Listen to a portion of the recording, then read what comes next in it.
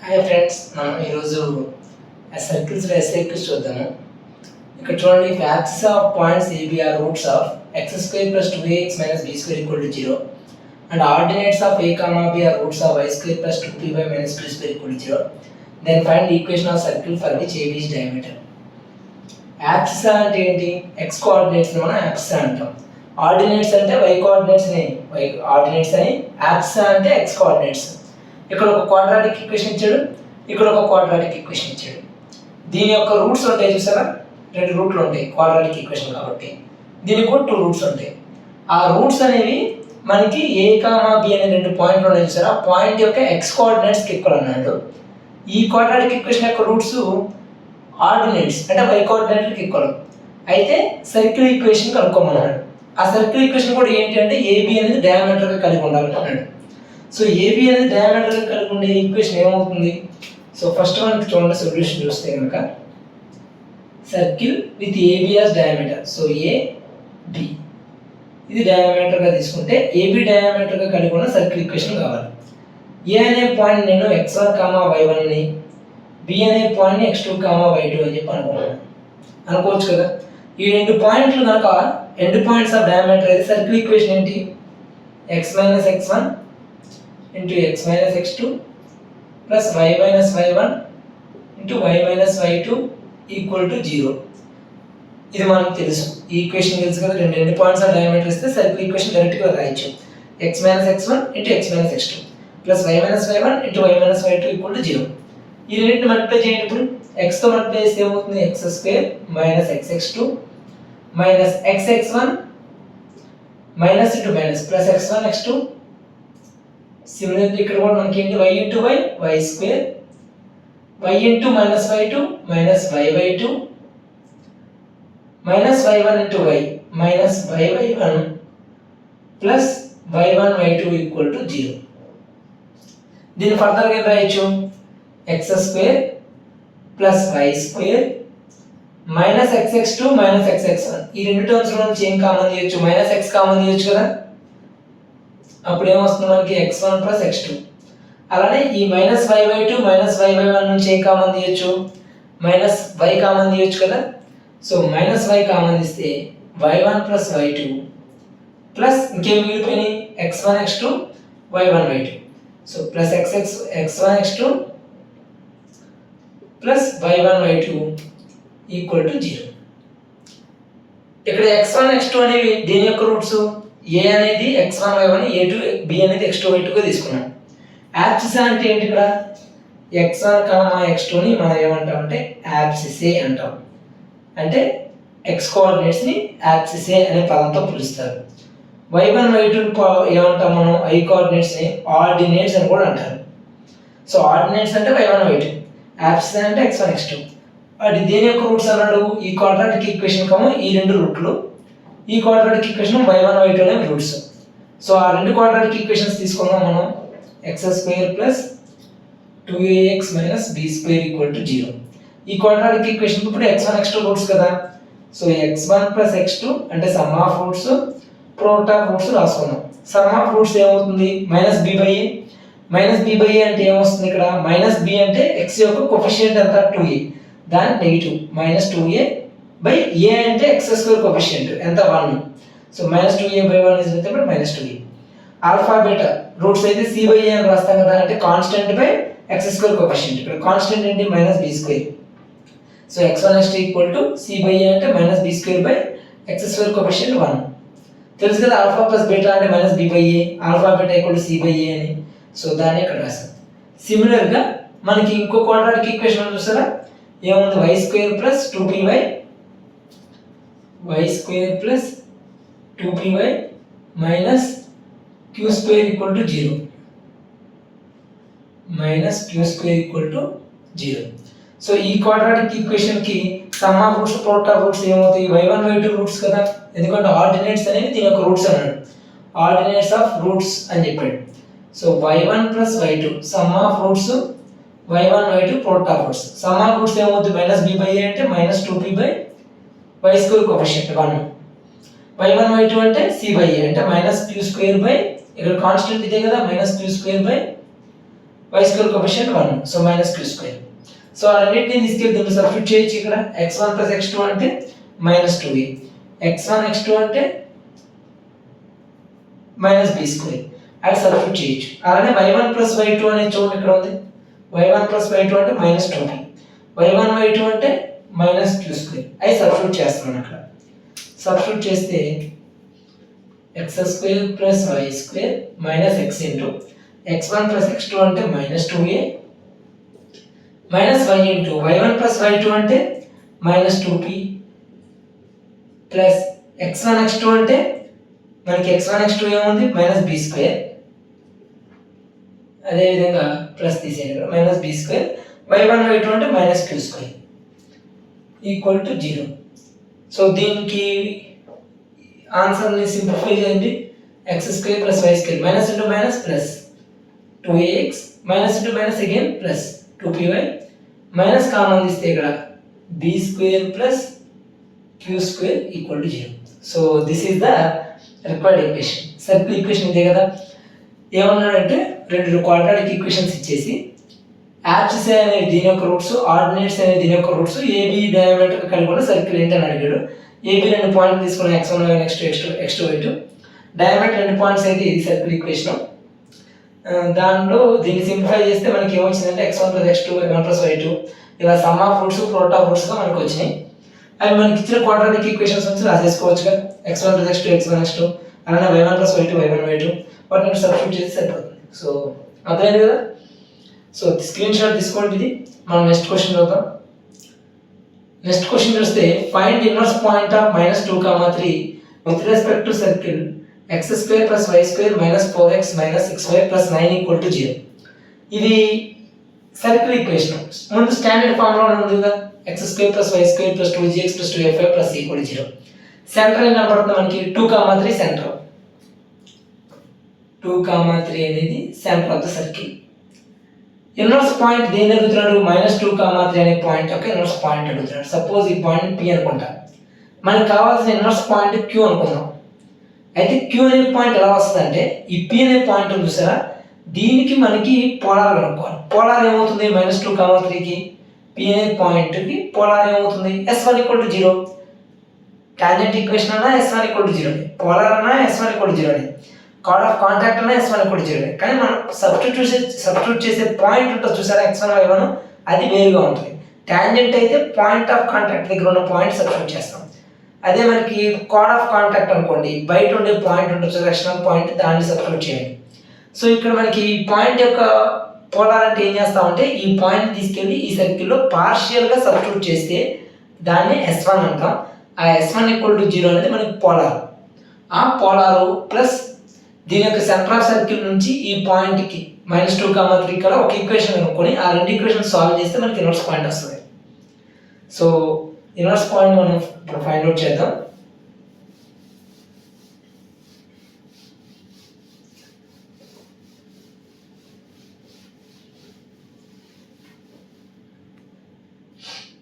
Second one, inverse point of -2, 3. Suppose P అనే point తీసుకున్న -2, 3.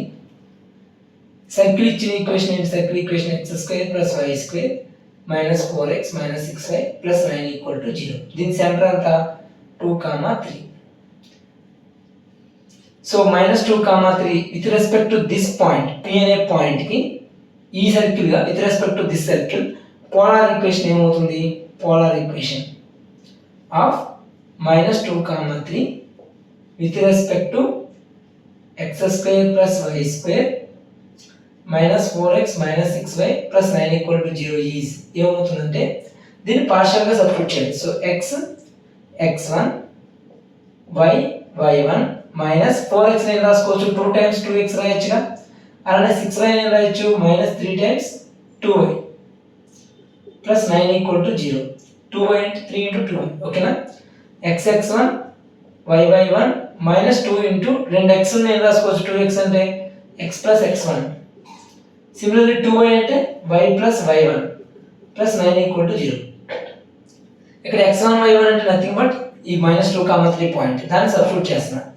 So -2x plus 3y minus 2 times x plus x1 అంటే అంత ఇక్కడ -2 minus 3 into y plus y1 అంతా 3 plus 9 equal to 0.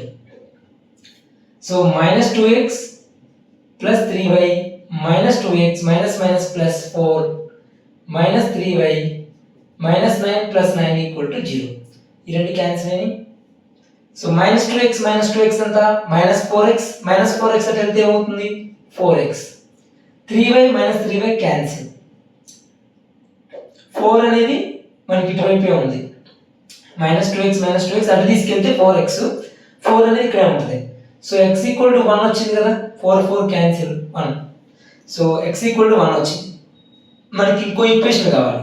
అంటే polar అంటే ఏంటంటే ఇప్పుడు సర్కిల్ తీసుకుంటే ఈ సర్కిల్ సపోజ్ ఇది అనుకోండి, -2, 3 అనే point suppose external point internal point అనేది ఎలా చెప్తాం? ఈ పాయింట్ సర్కిల్ లోపల ఉందా, సర్కిల్ మీద ఉందా, బయట ఉందా అనేది ఎలా చెప్తాం? S11 బట్టి చెప్తాం. S11 అంటే పవర్ ఆఫ్ పాయింట్ అనుకోవచ్చు, లేదా పొజిషన్ ఆఫ్ పాయింట్ కూడా చెప్పడానికి S11 ఉపయోగిస్తాం. అంటే ఏం చేస్తామంటే సరే ఈ పాయింట్ తీసుకెళ్ళి ఈ సర్కిల్ కంప్లీట్గా సబ్స్టిట్యూట్ చేయండి. కంప్లీట్గా సబ్స్టిట్యూట్ చేస్తే ఏమొస్తుంది? -2² అంటే 4, 3² అంటే 9, -4 into -2 అంటే +8, -6 into 3 -18 plus 9, 9 18 -18 క్యాన్సిల్. 8 plus 4 అంతా 12 is strictly greater than 0. Positive వచ్చింది అనుకోండి అవుట్ సైడ్ పాయింట్ అని అర్థం. సో -2, 3 అవుట్ సైడ్ పాయింట్ అయితే దీన్ని పోల్గా తీసుకుంటే మనకి వచ్చే పోలార్ ఈక్వేషన్ ఉంటుంది చూసారా, ఆ పోలార్ ఏంటంటే మనకి సర్కిల్ ఇంటర్సెక్ట్ చేస్తే ఉంటుంది. అంటే సర్కిల్ లోపల ఉంటుంది. పోల్ బయట ఉంటే పోలార్ లోపల ఉంటుంది. పోల్ ఒకవేళ లోపల తీసుకుంటే పోలార్ ఈక్వేషన్ బయట ఉంటుంది. సో ఇది పోలార్. ఇప్పుడు మనకి సెంటర్ ఆఫ్ ద సర్కిల్ ఏమొచ్చింది?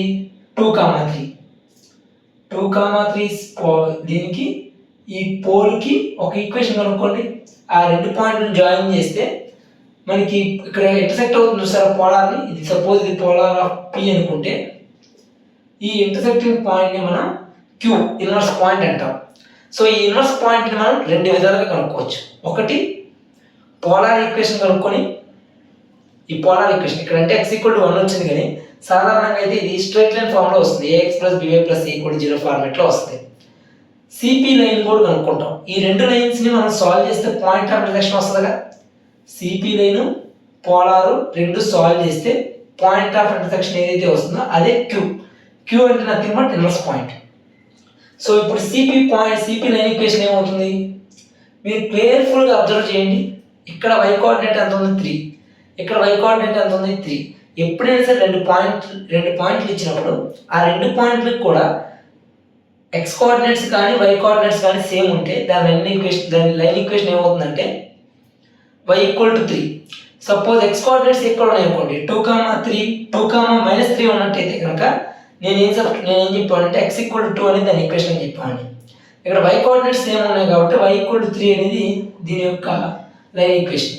కాబట్టి చూడండి, చెక్ చేయండి. 2, 3 తీసుకోండి, -2, 3 తీసుకొని ఈ రెండింటికి లైన్ ఈక్వేషన్ ఫైండ్ అవుట్ చేయండి. లైన్ ఈక్వేషన్ కనుక్కోవడం వచ్చుగా 2 పాయింట్స్ ఇస్తే స్లోప్ ఏమవుతుంది? y2 - y1 3 - 3 0/x2 - x1 -2 -4 0/anything 0నే కదా. స్లోప్ ఎంత? 0. So y - y1 = m × x - x1 అనేది మనకి స్లోప్ పాయింట్ ఫామ్. సో ఏదో పాయింట్ తీసుకోండి, రెండు పాయింట్లలో ఇది తీసుకున్నాను 2, 3 y - 3 = slope 0 × x - 2. So y = 3 అనేది వచ్చేస్తుంది కదా. అలానే ఈ పాయింట్ తీసుకున్నా y = 3 వస్తుంది మనకి. సో మనకి y = 3 అనేది లైన్ ఈక్వేషన్.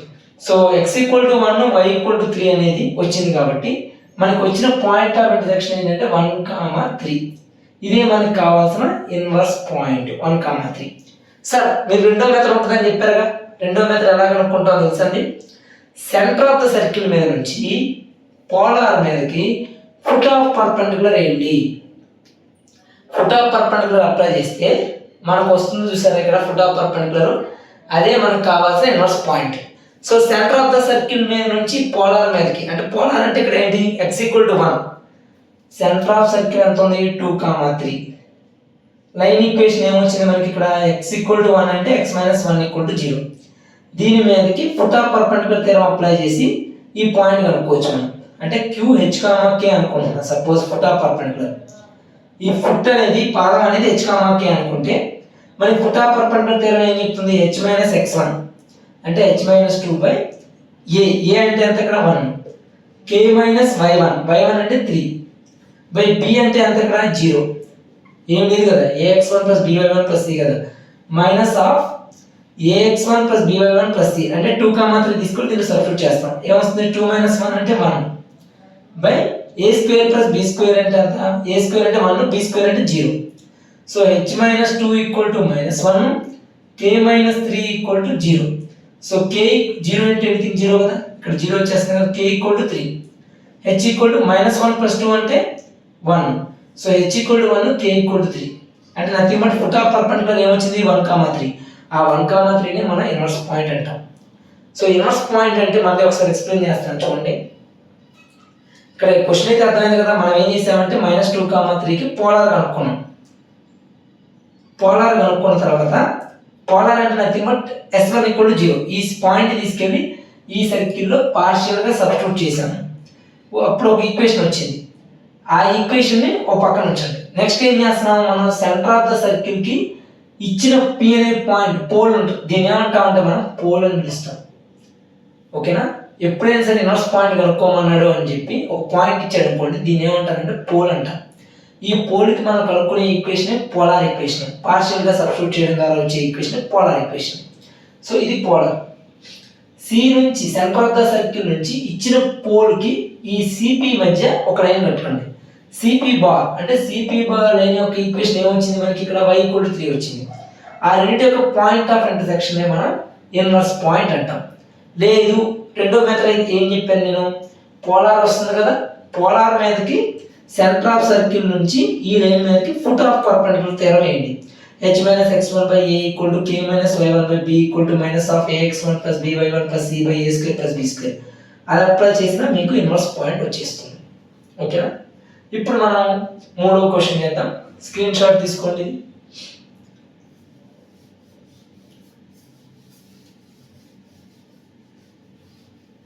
మూడో క్వశ్చన్ ఏమి ఇచ్చాడు? ఫైండ్ ఈక్వేషన్ ఆఫ్ సర్కిల్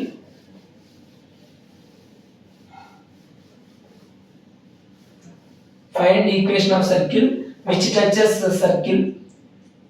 ఒక సర్కిల్ ఈక్వేషన్ కనుక్కోమన్నాడు. అది ఏం చేస్తుందంట? ఈ సర్కిల్ని టచ్ చేస్తుంది. టచ్ అంటే మీనింగ్ ఏంటంటే ఆ ఒకే ఒక్క సింగిల్ పాయింట్ దగ్గర మాత్రం టచ్ చేస్తే దాన్ని టచింగ్ అంటాం. సాధారణంగా టచ్ అనే పాయింట్ ఉపయోగించాలంటే మీనింగ్ ఏంటంటే ఓన్లీ సింగిల్ పాయింట్ అంటే టాంజెంట్ అవుతుందని అర్థం. ఇక్కడ సర్కిల్స్కి వచ్చేసరికి ఏంటంటే సర్కిల్ ఇంకో సర్కిల్ టచ్ అవుతుంది, సింగిల్ పాయింట్ దగ్గర ఇంటర్సెక్ట్ అవుతుంది. So equation of circle which touches the circle externally at 5, 5 with radius 5 units. So ఈ సర్కిల్ ఉంది కదా, ఈ సర్కిల్ని ఎక్స్టర్నల్గా టచ్ చేస్తుంది ఒక సింగిల్ పాయింట్ దగ్గర. సో సింగిల్ పాయింట్ దగ్గర టచ్ చేస్తుంది విత్ రేడియస్ 5 యూనిట్స్. ఇది మనకి రిక్వైర్డ్ సర్కిల్ అనుకోండి. దీని యొక్క రేడియస్ ఎంత అన్నాడు? 5. సో దీని రేడియస్ వచ్చేసరికి మనకి 5. ఇచ్చిన సర్కిల్ యొక్క సెంటర్ అంతా -2 - 4 అంటే ఏమొస్తుంది? 1, 2. -2లో సగం ఎంత? -1. దీంట్లో సగం -2. సో దాన్ని మైనస్ ఇచ్చేయండి. 1, 2. So centre of the circle అంతా 1, 2. రేడియస్ ఎంత? √1² 1, 2² 4, -20 అంటే +20. సో √25 అంటే 5. సో దీని రేడియస్ వచ్చేసరికి 5. సో రెండింటి యొక్క రేడియస్ సేమ్ అంటే మీనింగ్ ఏమవుతుంది? ఈ మధ్యలో ఉండే పాయింట్ ఉంటుంది చూసారు, ఎక్స్టర్నల్ టచ్ అయ్యే పాయింట్, దీన్ని మనం I అంటాం. I అంటే ఏంటంటే ఇంటర్నల్ సెంటర్ ఆఫ్ సిమిలిట్యూడ్. ఈ ఇంటర్నల్ సెంటర్ ఆఫ్ సిమిలిట్యూడ్ ఏ రేషియోలో డివైడ్ చేస్తుంది అంటే ఈ రెండు లైన్ జాయినింగ్ సెంటర్స్ని R1:R2 రేషియోలో డివైడ్ చేస్తుంది. సో 5:5 రేషియోలో డివైడ్ చేస్తుందంటే మీనింగ్ ఏంటి? ఇక్కడ నుంచి ఇక్కడికి ఎంతైతే దూరం ఉందో ఇక్కడ నుంచి అంతే దూరంలో ఉంది. అంటే 1:1 రేషియోలో ఉంది, 5:5 రేషియోలో ఉందంటే మీనింగ్ ఏంటి? మధ్యలో ఉన్న పాయింట్ మిడ్ పాయింట్. సో దీన్ని H, K అనుకుంటే ఈ మిడ్ పాయింట్ ఏమి ఇచ్చాడు మనకి? ఆ పాయింట్ కూడా ఇచ్చాడు, 5, 5 అన్నాడు. ఫైండ్ ఈక్వేషన్ ఆఫ్ సర్కిల్ అంటే దీని యొక్క సర్కిల్ ఈక్వేషన్ కనుక్కోవాలి. విచ్ టచెస్ ది సర్కిల్ ఈ సర్కిల్ని 1,2 విత్ సెంటర్ 1,2 రేడియస్ 5గా ఉన్న సర్కిల్ని 5,5 దగ్గర టచ్ చేస్తుంది. టచ్ చేస్తుంటే ఈ సర్కిల్ ఈక్వేషన్ ఏంటి అని అడిగాడు. మనకి ఒకటి గుర్తుంచుకోండి, సర్కిల్ ఈక్వేషన్ కావాలంటే మనకి రెండు కావాలి, ఒకటి సెంటర్, రెండోది రేడియస్. సెంటర్ రేడియస్ తెలిస్తే సర్కిల్ ఈక్వేషన్ తెలిసినట్టే. మనకి ఇక్కడ ఏం తెలుసు, ఇది సర్కిల్ యొక్క రేడియస్ తెలుసుగా 5 అని. కావాల్సింది ఏంటి, సెంటర్. ఎక్కడ టచ్ చేస్తుంది అన్నాడు, 5,5 దగ్గర. సో 5,5 అనేది ఏమవుతుంది, ఆటోమేటిక్గా మిడ్ పాయింట్ అవుతుంది కదా, ఎందుకంటే ఈ రేడియస్ సేమ్. ఈ పాయింట్ టచింగ్ పాయింట్ మనం ఏమంటాం అంటే ఇంటర్నల్ సెంటర్ ఆఫ్ సిమిలిట్యూడ్ అంటాం. ఎందుకు ఇంటర్నల్ సెంటర్ ఆఫ్ సిమిలిట్యూడ్ అంటాం అంటే సెంటర్ స్టోన్ C1 C2కి మధ్యలో ఉందిగా పాయింట్, మధ్యలో అంటే ఎక్కడైనా ఉండొచ్చు, C1 C2 మధ్యలో ఎక్కడ ఉన్నా సరే దాన్ని ఏమంటాం, ఇంటర్నల్ సెంటర్ ఆఫ్ సిమిలిట్యూడ్ అంటాం. C1 C2 బయట ఉంటే దాన్ని ఏమంటాం, ఎక్స్టర్నల్ సెంటర్ ఆఫ్ సిమిలిట్యూడ్ అంటాం. ఈ C1 C2 line joining points కి అవుట్ సైడ్ ఉంటే అది ఎక్స్టర్నల్ సెంటర్ ఆఫ్ సిమిలిట్యూడ్. ఎక్కడన్నా మధ్యలో ఉందనుకోండి దాన్ని ఇంటర్నల్ సెంటర్ ఆఫ్ సిమిలిట్యూడ్ అంటాం. ఈ ఇంటర్నల్ సెంటర్ ఆఫ్ సిమిలిట్యూడ్ ఏ రేషియోలో డివైడ్ చేస్తుంది, R1:R2. మరి ఎక్స్టర్నల్ సెంటర్ ఆఫ్ సిమిలిట్యూడ్ ఏ రేషియోలో డివైడ్ చేస్తుంది, అది R1:R2లో డివైడ్ చేస్తుంది. కాకపోతే ఎక్స్టర్నల్ గా డివైడ్ చేస్తుంది, ఇది ఇంటర్నల్ గా డివైడ్ చేస్తుంది. సో ఇంటర్నల్ గా డివైడ్ చేస్తే 5:5 రేషియో అంటే మీనింగ్ ఏంటి, 1:1. అంటే ఇక్కడ నుంచి ఇక్కడికి సేమ్ డిస్టెన్స్ ఉన్నట్టేగా, అంటే మీనింగ్ ఏంటి, 5,5 is the mid point. So ఈ రెండింటికి మిడ్ పాయింట్ ఏంటి, 1 + h/2 = 5. అలానే 2 + k/2 = 5. దీని నుంచి h వాల్యూ ఎంత, 10 - 1 9, k వాల్యూ ఎంత 10 - 2 అంటే 8. సో 9,8 వచ్చింది. సో 9,8 సెంటర్, రేడియస్ వచ్చేసరికి 5. ఈక్వేషన్ ఆఫ్ సర్కిల్ తెలుసు కదా, x - h² + y - k² = r². ఇది circle equation. Centre h, k, radius r అయితే. సో h, k 9,8 కాబట్టి x - 9² + y -